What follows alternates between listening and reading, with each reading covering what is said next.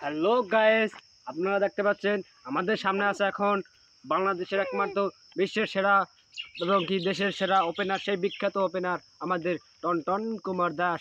আমরা এখন তার ইন্টারভিউ দেখবো, তার কি প্রতিভা আছে, তিনি বাংলাদেশের জন্য তিনি কি কি করতে পারবেন। হ্যালো টনটন দাস, আসসালামু আলাইকুম। প্রণাম প্রণাম।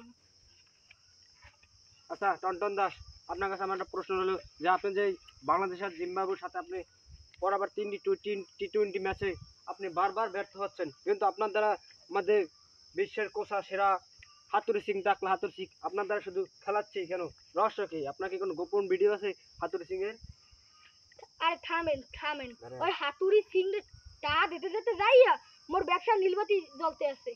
আমের কথা কম কাম আমি কই, আমের কথা কম কই। আপনি কওয়া লাগবে না, আমরা কিন্তু সবাই পাইছে। গাইস, আপনারা তো শুনতে পাচ্ছেন যে কেন তো টনটন দাসের সাথে আমাদের টাকলা হাতুড়ি সিং এর সম্পর্ক ভালো কেন কেন বোঝা যাচ্ছে। আচ্ছা টনটন দাস, আপনার যেহেতু স্ট্রাইক রেট খারাপ, আপনি কি স্ট্রাইক খারাপ নিয়ে আপনি কি বিশ্বকাপে খেলতে পারবেন? সব দোষ কি আমার? মগো শান্তি আপাদে স্ট্রাইক রেট 111। ওর লইয়া আমি একটা কবিতা বানাইছি, কি হনবা মনু? হ্যাঁ, আমরা শুনতে, আপনারা শুনতে চান গাইস, আপনারা আমাদের সাথে থাকেন, শুনুন।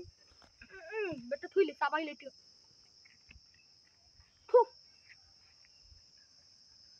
উগান্ডা, তুমি ধন্য শান্তি আপার সবচেয়ে স্ট্রাইক রেট কম থেকে বাঁচানোর জন্য। গাইস, আপনারা কিন্তু সুন্দর একটা কবিতা শুনলেন। আসলে টনটন দাস কিন্তু একটা সত্যিকারের কথা বলেছে আমাদের, যে উগান্ডা আমাদের বাঁচিয়ে রেখেছেন শুধু একমাত্র টনটন দাস। নাহলে টনটন দাস সাইতে আমাদের 20 নম্বর থাকতো। যাই হোক টনটন দাস, আপনাকে খুব স্বাগতম।